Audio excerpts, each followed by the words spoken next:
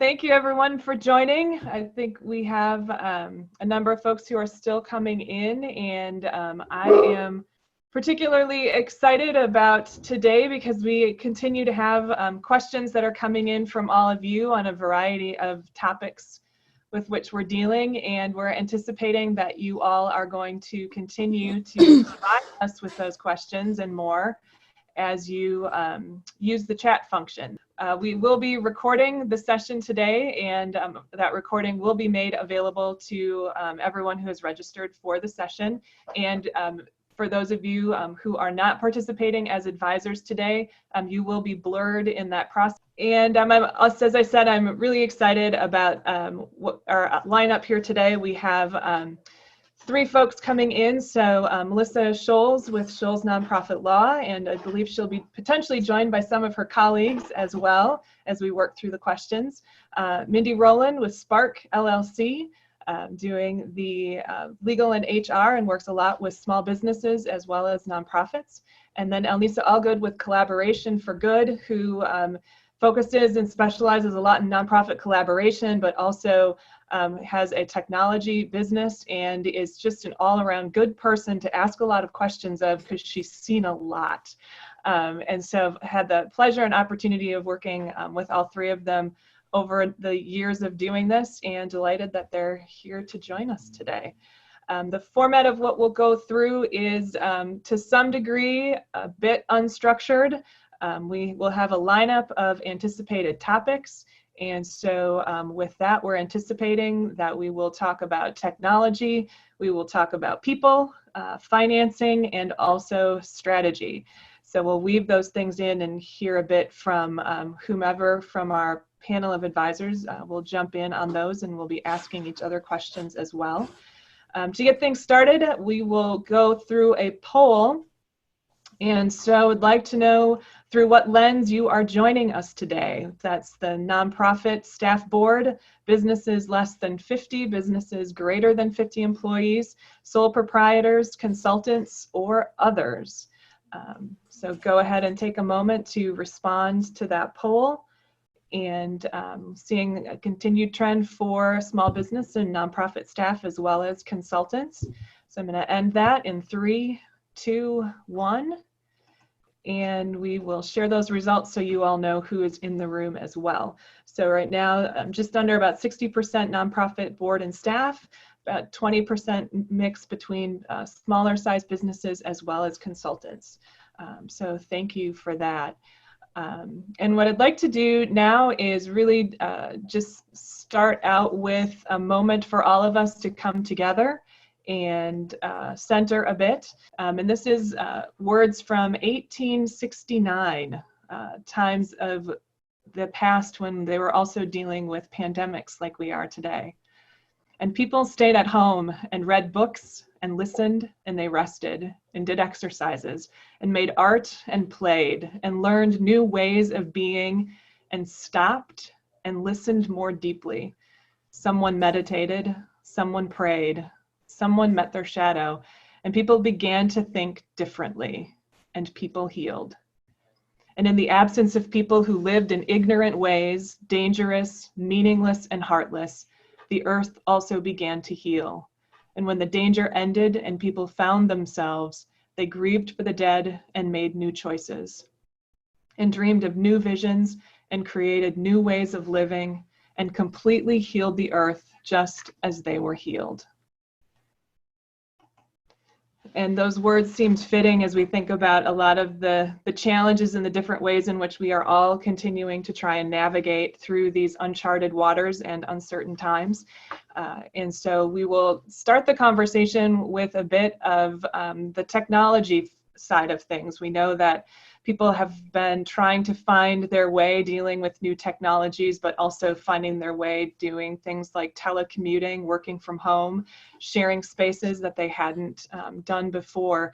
And Elnisa, would love to just send it over to you if we could start, if you wouldn't mind sharing a snippet about yourself and your background, and then what counsel or words of advice do you have for all of us who are trying to find our way through these new days? My name is Anissa Allgood. I'm the founder, executive director of Collaboration for Good. I also run a nonprofit technology consultancy that is both national and international, which I've been doing for about 20 plus years. I'm much better at questions than just general pronunciations around what it is that you should be doing or shouldn't be doing. I think every nonprofit is going to be slightly different in terms of what you need, but I think in general for technology, for kind of remote workers, you basically want stuff, what I basically break down things into a tech stack and a human stack.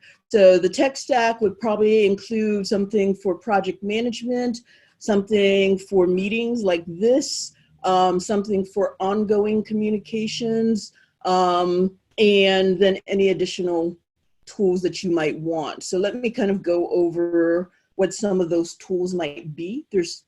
But there's a wide variety of them. So for project management, you might deal with things like Asana, Trello, there's literally probably around 1,000 different tools. I would assume that most people have heard of Trello or Asana as those tools that are available online for project management. And then there's, of course, smaller versions of those in there. In terms of like these type of communications meetings, and here, of course, you have like Zoom, you have GoToMeeting, there's WebEx, TeamViewer. There's also a lot of those type of things that you can use. You have to, I guess, make decisions on what's easiest for people to get set up with. What types of security do you need in place? And just kind of what works for you, or what do you guys already have in play that you can take advantage of for that type of thing. And then in terms of communication is, generally speaking, you don't want your email to all of a sudden explode where everybody's just doing back and forth conversations via email. So you're looking for some type of team communications tool. By far and large, the most popular seems to be Slack, but there's Microsoft Team, or Microsoft's Team, that's part of Microsoft Office 365. Zoho and Google has like various versions of it. Google is Hangouts for Team, or and I think you can only use that if you're part of the Google kind of, not Google for nonprofits or Google for education stack there. But there's Lark, there's a number, and I can talk about any of those as you guys have questions about them. And then the human stack, I would just say, is you kind of want to be both flexible, but put in structure for people to a degree. So structure might be something as simple as everybody meets every morning at a certain time, and you kind of just do some type of check-in with people. And that check-in could potentially rotate from work-based check-ins to life-based check-ins, like how are people doing, what's kind of, just trying to get people to participate and share the information that you may have found out casually if they were in the office, but you kind of have to ask somehow to find out, like, when you're not in the office for that type of thing. But then the flexibility comes, there are people working at home and life is going to interrupt, especially if they don't live alone. So expecting the people to put in a strict 9 to 5 versus 3 hours here, another 2 here, and another 4 here, or something like that, can become too restrictive and can make the working at home feel too pressurized for people. So it could change people's mental health statuses around that type of thing. So some flexibility in it. some ability for people to communicate back and forth with each other so that they don't feel fully isolated. Yeah, and then I guess I could go into more if people have more questions around that. Sorry, I know that was kind of a bit of a rapid. Yeah, no, I think it's helpful, and part of it, because we'll have the recording too, so people will be able to go back and tick off those references and find other ways in. I think, Nisa, what you raised are a lot of really good points on that human stack, as you called it, in looking at just helping people adjust to this new way of working. And there are a few videos related to that on the Timpano YouTube site as well. But I think it is that component of checking in with people and understanding that there needs to be, this is the time for flexibility. You know, we talked about, it's all about experimentation and figuring things out. It is also about being flexible in terms of expectations. On both sides of that, you can still have the expectation that people are working, and that it's just has as much to do with the expectation of, you know, what they were sitting in an office, they may have been sitting in someone else's office for 30 minutes having a chat where they weren't next to their phone. Now they might be unplugging for those 30 minutes to go take care of something around the house and doing their time later. And so really important for supervisors and managers to be clear on the expectations that they have of people and what those hours might be. One of the things I've talked about with people well before this whole online world was the concept of even core hours within organizations, so that they know their core hours of 10 to 2 where everyone is in fact going to be available at their computer or in their workspace, and then they can flex around that, and finding some different ways to do that. One of the questions that did come up, Elnisis, was specific to looking at recommendations about how to get some timekeeping going in a hurry. I know in a hurry, one of the default mechanisms that I've gone back to, and I know that some of my colleagues and clients have gone back to, is the good old-fashioned pen and paper of writing it down to know, okay, I've got a Monday through Friday block, create a little template for that, and they're just blocking in their time accordingly. You know, others have gone to just creating an Excel sheet and template that they can send around to people in their group. Any other more tech savvy options that you would suggest for people? Well, I would maybe suggest like a Google form. It backs into a Google spreadsheet, but basically it just allows people to naturally enter in the hours they worked and kind of some type of summary of what was done. For that, I mean, there are systems there, but I'm not certain how complicated people want. I mean, are you trying to replace like what were those called? Time cards? I'm just like, what's that? Are you trying to replace time cards, or are you just trying to ensure that your people are working?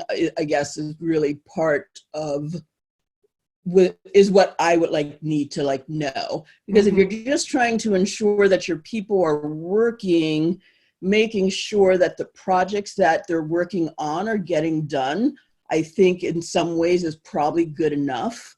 You know, or if you want to ensure that they got in to some degree close to their 35 or 40 hours a week or something like that, you could have them do daily reports into like a quick Google form. So at the end of their day, where they basically just write the number of hours they worked in a summary over what they were working on. That's a good point. And I think it also speaks to ensuring that people know also the duration of the solution that they're going for, so that if it's a matter of a short-term need, the investment in such a solution might be different. And I wonder, Melissa, if there's something that you might add if we think about some of the extraordinary measures that are being required under these SBA and emergency funding. Well, that's actually not where I was going, but I'll think about that. But I was going to ask Mindy about I really don't know the answer to this in terms of documenting, for the non-exempt employees, what level of detail and documentation is required to verify that they're not working overtime. Sorry to unmute myself. I'll answer that, Melissa, and I'll also answer, it looks like we've got a question in the chat too, not just about lack of productivity, but maybe overproductivity. And so if we've got your exempt employees are getting paid regardless of how much they work, right? If they're working 30 hours a week, they're getting paid the same amount because they're salaried. If they're working 50 hours a week, they should be getting the same amount of money.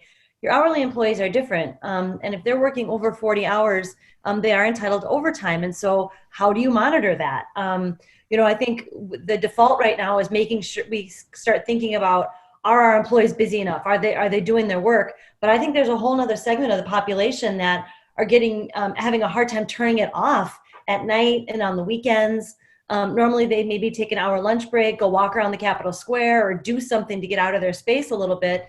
And now there's nowhere to go. So they just sit in front of their computer and respond to emails and work on projects, do research and that kind of thing. So it's just as important to make sure you're keeping that number down, if not more important, because that's actually more money on your hands. That's out of your pocket. Alnisa had talked about some various different mechanisms by keeping track, and I don't mean to be trite, but it really is all about communication. It's all about making sure that your employees understand you are not to be working more than 40 hours a week. We understand your schedule may be looking a little, it may flux and it may flex, but we need to make sure you're only working 40 hours a week. And I think some of the tried and true, and sorry to say it, but timesheets, Excel spreadsheets, some of those things, if an employee's let's say they've got small kids, and so they say, I'm actually not going to get going until about 9 o'clock. I need to get my kids set up with school. I need to go with that. And if you could communicate with your supervisor or even your team lead to kind of manage those expectations, where maybe maybe a manager's kind of got a handle on who's working when. And, if you've got something like Microsoft Teams, for example, you can actually see if people are on or off and whether they're active. And, maybe it makes sense to spot check and just make sure that at 8:30 at night, that employee who signed on at 7 o'clock in the morning hasn't been running all day.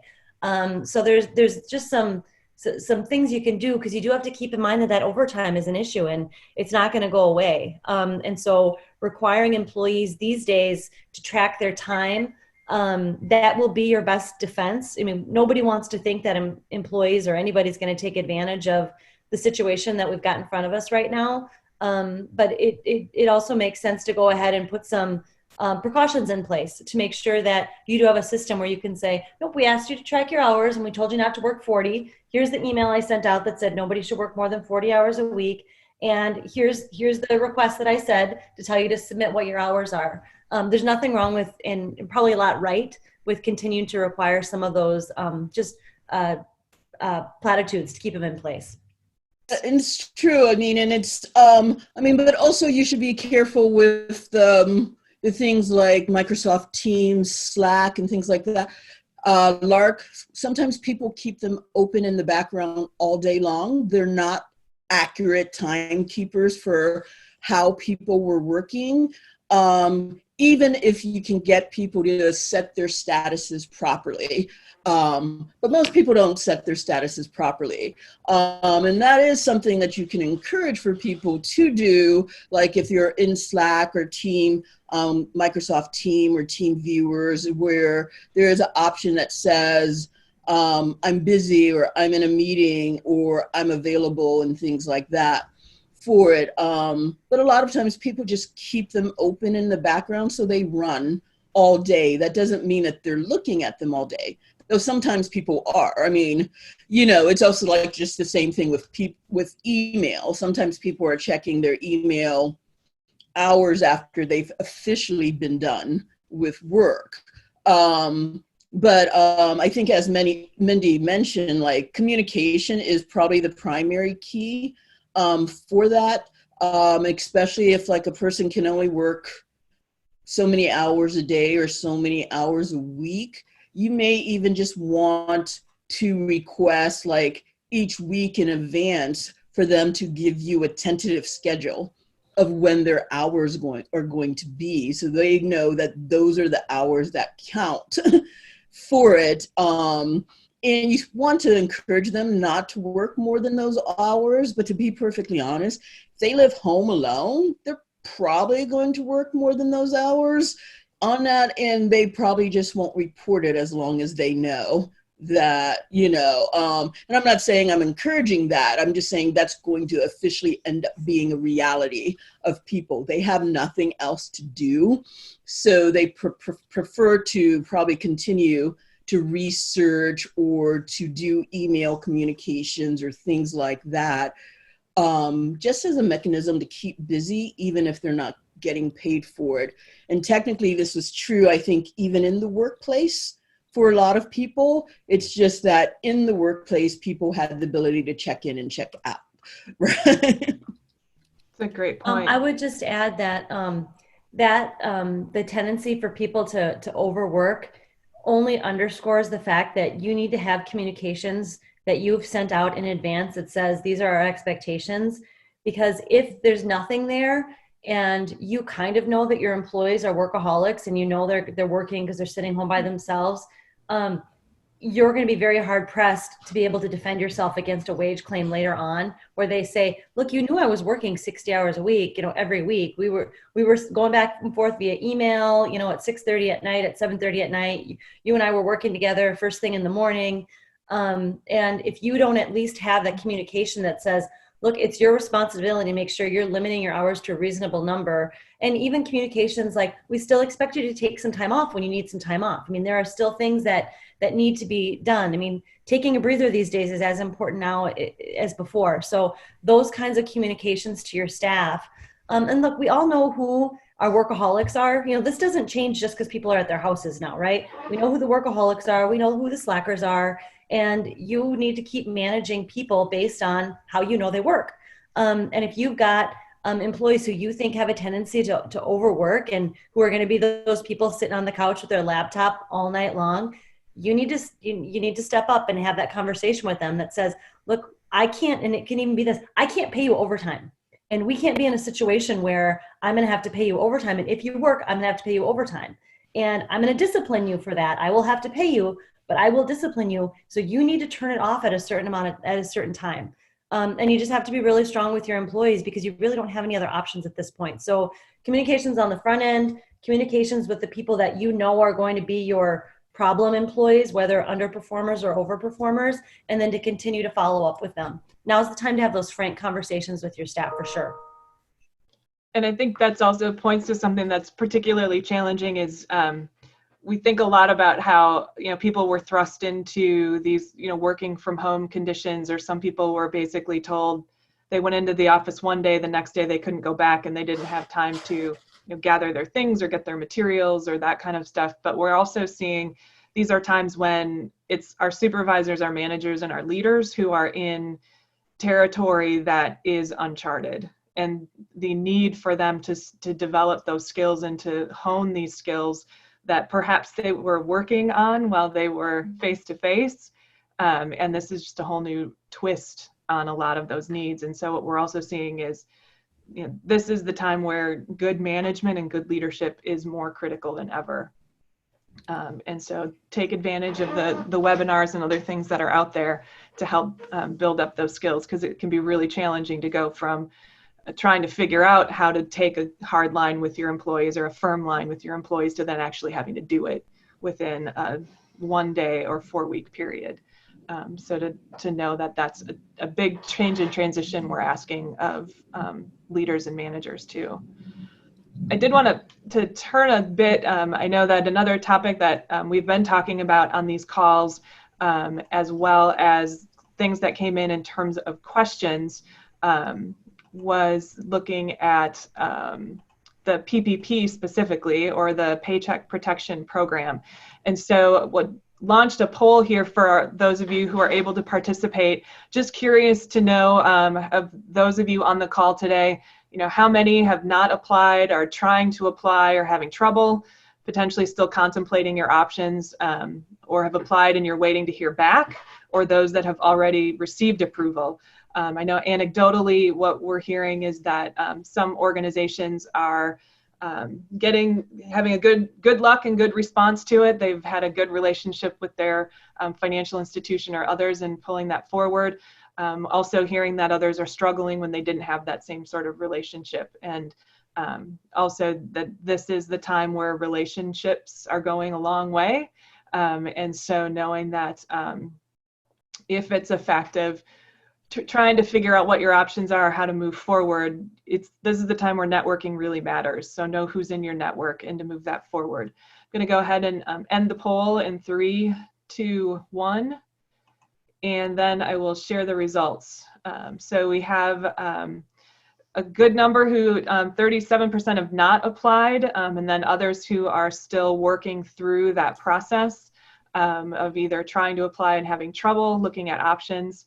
We do have 20% who've received approval, so good news for them. Good to know that that's moving that forward. And 25% applied and waiting to hear back.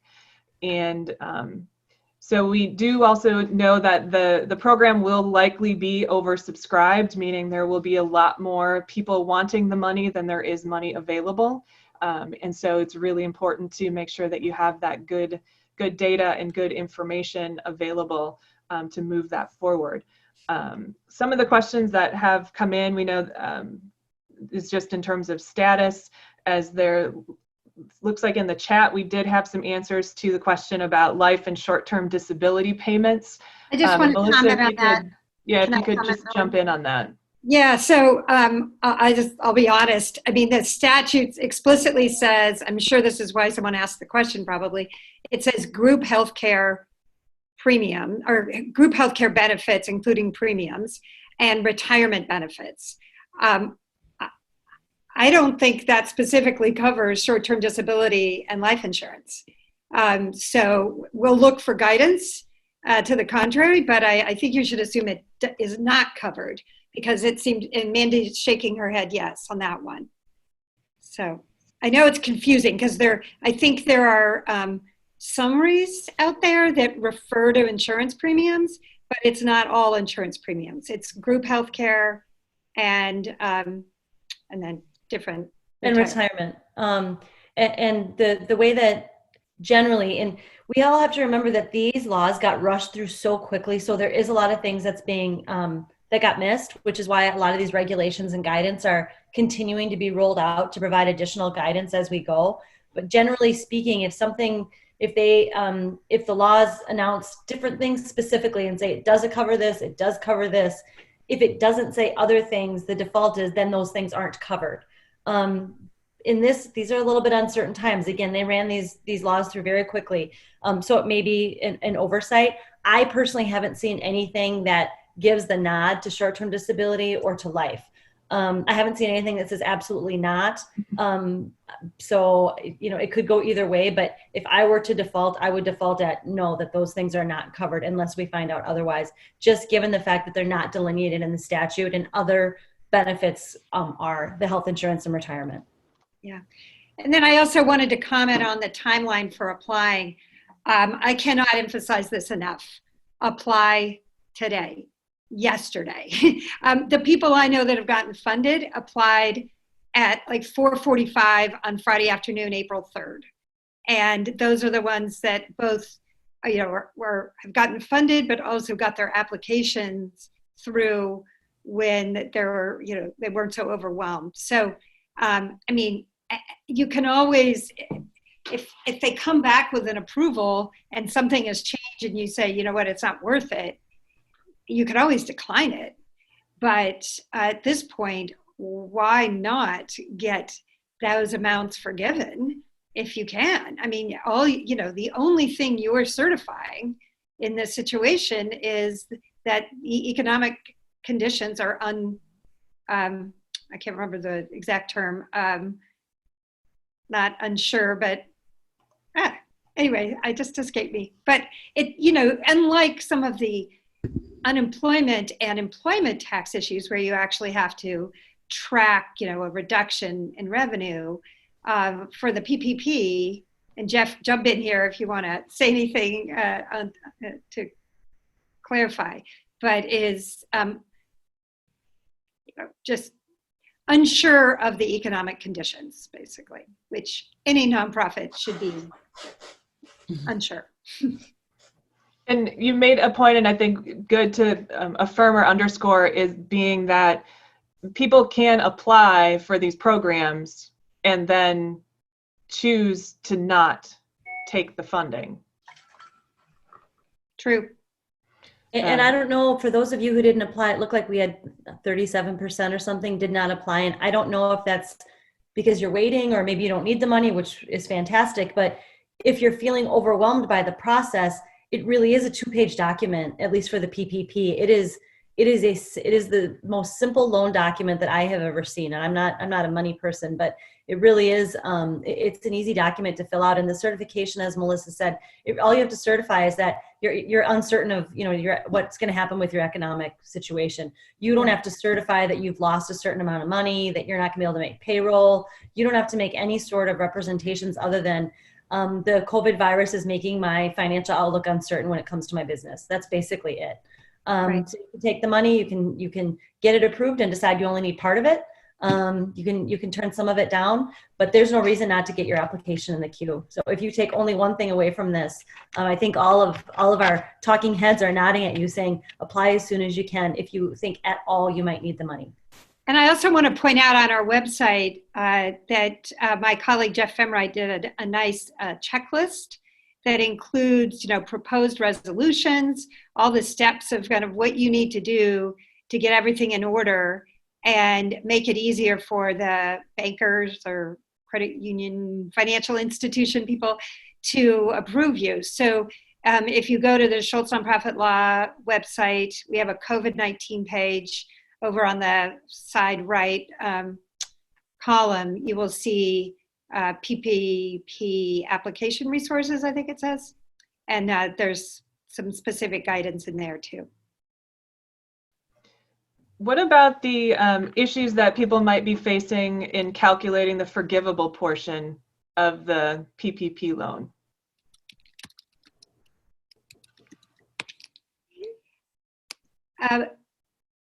We're not there yet. No, I mean, when you say issues, I mean, first of all, the question will be what payroll expenses do they have that, that meet that definition when the time comes to report those. So if they're having questions about layoffs or furloughs and how that's going to affect their ability to get part of their loan forgiven, I mean, that's a real consideration. But I'm not sure I understand the question. Happy to get more, to look at a more specific. It definitely gets down to kind of what qualifies and keeping track of what you're paying now so that you can report it when the time comes. Unless someone who's gotten a loan already, if the funds have been dispersed and your financial institution came back to you, when they granted it and said, we're going to want to hear from you with this information at X time. I doubt it. It was a question that came in generally through the chat, but I can anticipate that it's similar to some of the questions that have come up previously and really point back to a couple of things that are important for all of us to remember is that really these sorts of programs and these activities have a lot to do with really good business practices coming to the fore in terms of ways that our organizations should be operating. So that last week when Melody was here from Wagner, they talked about the potential of ensuring that you're putting these sorts of funds into under different line items or being able to track them, that you're really stepping up your documentation in terms of what your expenses are coming in and how monies are being allocated. I think also interesting that we're continuing to see, and you'll see that in the chat as well, questions about, what are recommendations in terms of financial institutions that might be doing well with this program or open to others. And when we did have Jim McNulty from Oak Bank on a few weeks ago, I mean, he made it very clear that many of the financial institutions will have to make choices in terms of how they're allocating their scarce limited human resources and processing applications. And it speaks to particularly for nonprofit organizations or small businesses who may have advisory groups or others with whom you're connected. This is the time to work the networks. And so if you're not getting traction or you don't have a good credit relationship with a financial institution, now is the time to be contacting your board to say, hopefully you've been asking me how you can help in all of this. Here is something that you can do. The designated board liaison that's connected to your ED at this point should be the one to reach out to board members, to key stakeholders or others, and start asking, who do we know in these spaces that can help our organization work through this PPP process, so that you may not only get the benefit of some additional brains and hands helping you work through this, but you'll also get the benefit of those valuable relationships to potentially move those applications through either more easily or certainly with a bit more attention than you might have if you're just trying to throw this out there on your own. So this is one of those things where boards can be very useful, and it can be a really good way for you to engage with them and give them something to do to help the organization. Similarly, knowing that if the PPP program is oversubscribed as we're anticipating and everyone isn't going to get everything that they need to move forward, these are also opportunities to be looking to your board members to put forward those relevant messages about how your organization is serving the community and serving your clients during these times, so that this might not be the time when your director of development or your executive director is putting out an ask or an appeal, but this could be a time when one of your board members or one of your key stakeholders is there supporting you and being your voice in the community at a time when we are seeing a lot of private donors who are wanting to funnel money into nonprofits and into even small businesses to be able to help move their communities forward. So I think that, again, a couple of good points to pivot in terms of there are these programs and there are other resources that are still available in the community. So to be able And I see a question about a C6, and it's correct. Only the nonprofit in this case under the PPP is defined as a 501c3 or 501c19, a veterans organizations. However, the EIDL loan, and that has that $10,000 grant up front, that any nonprofit is eligible for that. So again, I don't have any updates in hearing that funding has actually come through. You know, it was supposed to be that 10,000 gets dispersed within 3 days of applying to the SBA, and it's supposed to show up in your checking account. Do we want to do a poll there, Melanie, or is that hard to execute midstream here? But anyway, I'd be interested if people have seen money. I guess you can just respond on the chat if you've heard anything about it. I will just throw in, none of my clients have gotten any of the emergency $10,000 grant yet. Several have applied and none have received it yet either. Yeah, I certainly haven't heard anything about it. And then if I could put my colleague Jeff on and ask if he can give us any more details on kind of what this know your customer requirements are that banks have and how that relates. I know that having a credit relationship, of course, is the best way for them to already kind of know your business and be in. How much does just reputation in the community matter, or, you know, knowing your organization, knowing the people involved, or knowing people on your board? Jeff, putting you on the spot, I don't know if you have any opinion there, and you can beg off if you don't. No,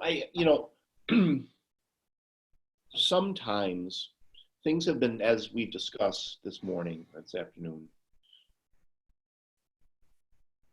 these programs have been moving so fast that, we're kind of not thinking about the day-to-day things that bankers go through. And when the legislation was up on the Hill before the president signed it at the end of April, in anticipation of having to understand what these programs were about, I reached out to some of my lender clients. And quite frankly, while certainly wanting to help customers and, help the community in a broader way by getting these funds out into the system, lenders have been burned before by the SBA. This is not the first time where the SBA and the Treasury have said, just get the funds out. We're not going to ask a lot of questions. And then what happens is 3-4 years later, when the crisis is over, inspector generals come back and start looking at things and saying, well, hey, how come you didn't cross this T? How come you didn't dot that I? And so for that reason, lenders are kind of understandably skittish about these programs because, quite frankly, they've been burned before, which is why we have said to all of our, and they get burned because they, in an effort to get this money out, they have circumvented to an extent what are called the know your client rules that all bankers have to abide by. And that's basically, anti-fraud, anti-money laundering types of requirements that every bank is supposed to understand about their borrowers. And that's why we've recommended to our clients that, if you have a relationship with a bank, and especially a credit relationship, it's really going to grease the skids of your particular deal. Because if you have a credit relationship or a former credit relationship, then the bank has already, done its know your customer due diligence with respect to you. And if you don't have a relationship, then maybe they'll just push this thing through. But quite frankly, we're hearing, unsurprisingly, that the banks are like, well, no. Who are you? How is this approved? Prove you exist. The types of things that they have to go through with any ordinary customer. And that's slowing things down. So I don't know if you're following the chat, but we just learned something really interesting, which is news. And this just tells you how much things can change, is people that have applied for the EIDL loan that did get a message back, actually were told that they could get up to an advance of up to $1,000 per employee, up to a maximum of $10,000, and that the count will be based on their January 31st pay or number of employees. So this 10,000, and it actually says, to ensure the greatest number of applicants can receive assistance, the amount of your advance will be determined, blah, blah, blah. So it's as if they changed, basically there was a broader grant, and then those implementing it have added some more restrictions. So stay tuned on that one. If you have fewer than 10,000, which I know certainly some of the organizations, fewer than 10 employees, you may just get a few thousand of that advance. Well, and I think all of this, what we're seeing is, fundamentally consistent with the times as well. In terms of people trying to provide responses quickly and making it up as they go along, or adapting it as they go along. So I think that's also, I forgot to do the disclaimer at the beginning of our meeting today. This was all information that was current as of April 14th, 2020, and now as of 1:47 p.m. Central Time. And so it's important that we all keep on top of things. And speaking of keeping on top of things, that also means that we have to keep our sharp minds, which means that when we are sitting for too long and certainly staring at screens for too long, our brains start to shut down. So I'm going to encourage everyone for the next 3 seconds to stand up and wiggle. Just like that. Come on, everybody up and wiggle. You got to do a wiggle in the middle of your meeting. Or you could chair dance, move your hands, do a little something, just kind of get the blood flowing. One of the techniques that is also important for remote meetings, particularly anything that goes over about 30 minutes, think about building in that wiggle room. So got to stay on the top of our game and keep that moving, because as much as all of us are inside, we're also hovered on screens and getting headaches and other things just from staring. So thank you for everyone who wiggled.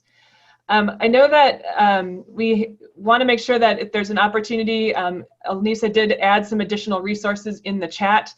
So she will need to step off in just a minute. And if you have those tech questions, please put those out there. I will also include her contact information at the end of the session as well, so that you can have that follow-up.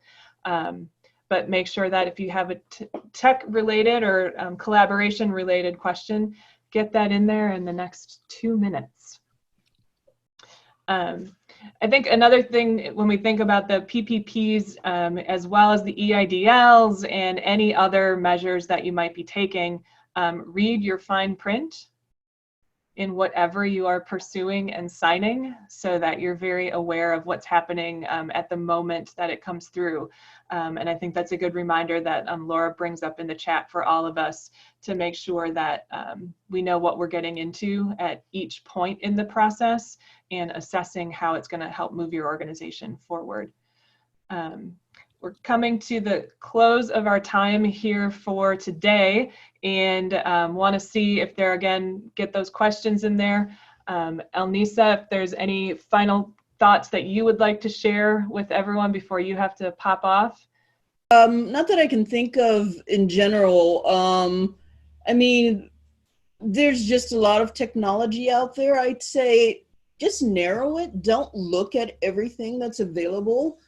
Just look at the few items that you think you might need, and then be thinking about how you want them to benefit what it is that you're doing. And I know some people get scared about different reports of things around security and stuff like that. And I don't want to minimize that, because security is important. But like, I know I've been hearing a lot of people asking me now about, you know, is Zoom safe? Should we be moving to something else? And questions like that. And Zoom is still probably one of the top tier products in this world. The fact of the matter is that there's just a lot more people using it. And so that means that there's going to be a lot more people trying to misuse it as well. For that, all of the tools out there will probably have some type of security issues and security flaws, because it's software and and it's coded by humans, right? So almost everything out there has some security flaws and stuff in it. For it, I mean, so there are some considerations where certain types of businesses will only have meetings with you with certain solutions, right? You know, and part of that is based off of their protocols, or sometimes based off of their contracts with vendors and stuff. Like, I know some of the education institutions are using WebEx, and it's not like they can't use anything else. They have a contract with WebEx, so they're going to force you to use WebEx whenever you're in a meeting with them.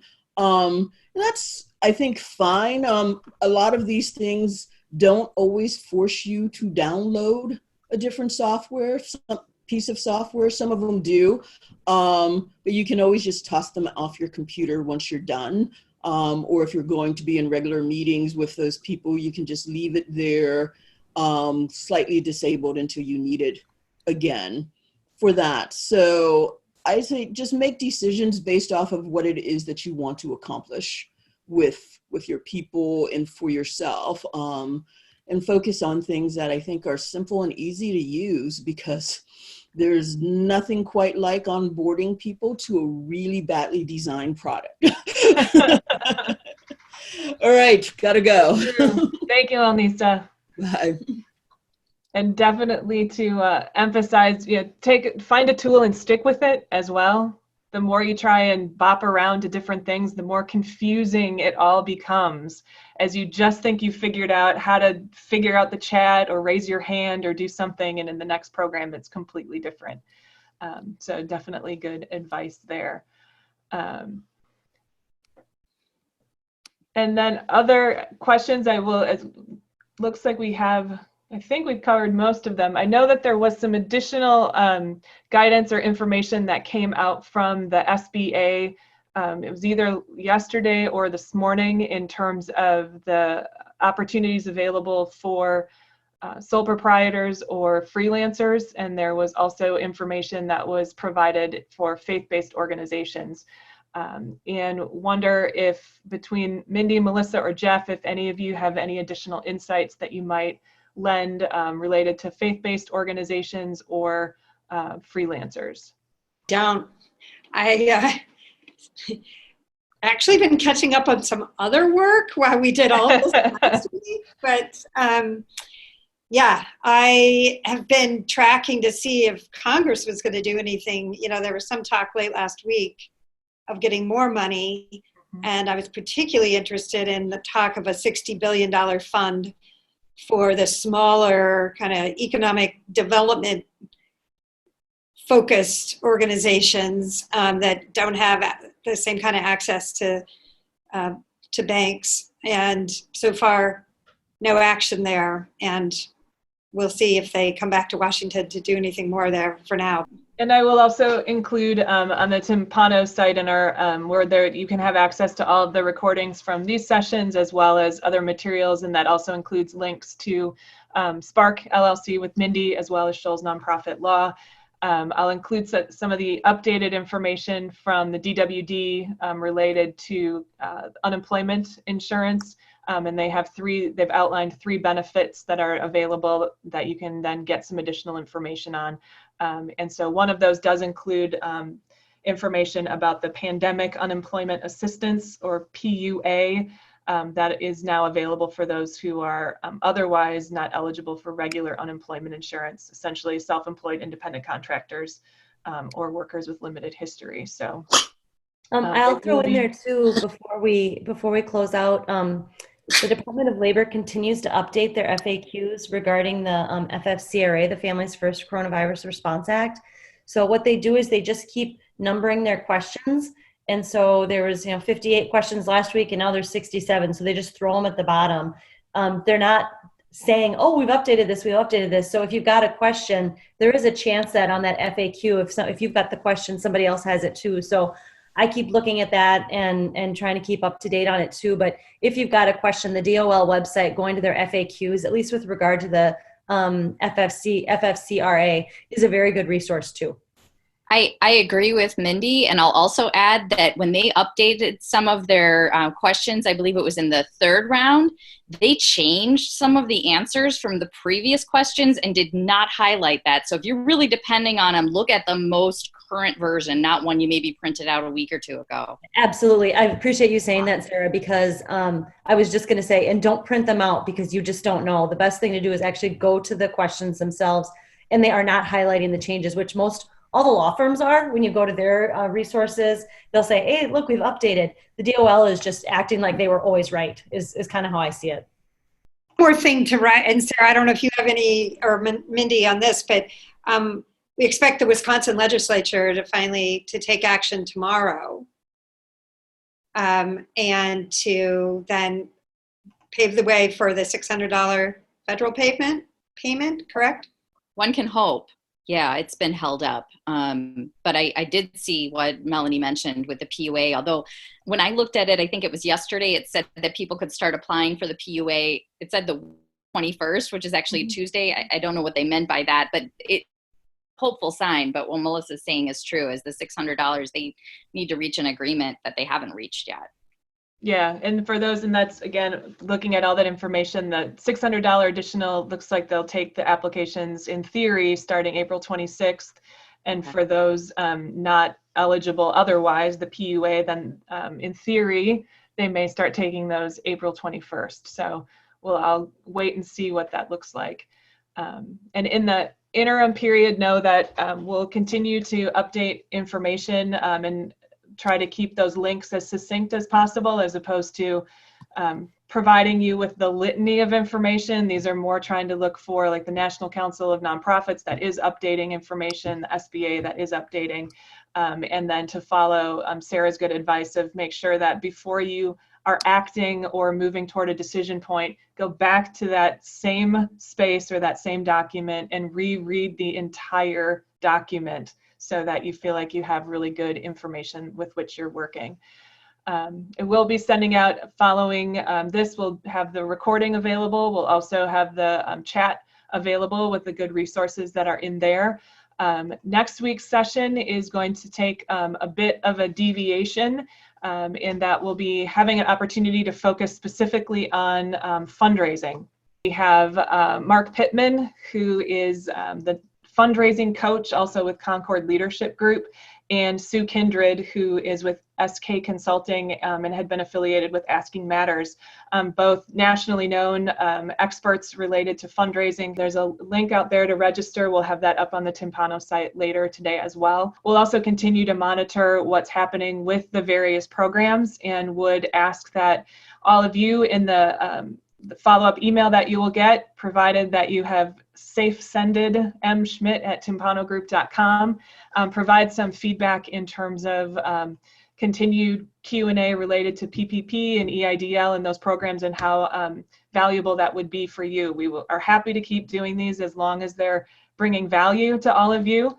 And so with that, I will say thank you all for being here. If there are questions that you did not get asked and you want to do that one-to-one, the contact information was available, and we'll include that again. And continue to share your information, stay healthy, keep doing your work, and take time for yourself. So thanks, everybody. Have a good rest of the day. Hopefully there will be less snow, more sun if you're in Wisconsin. And we will see you back here next week, if not sooner.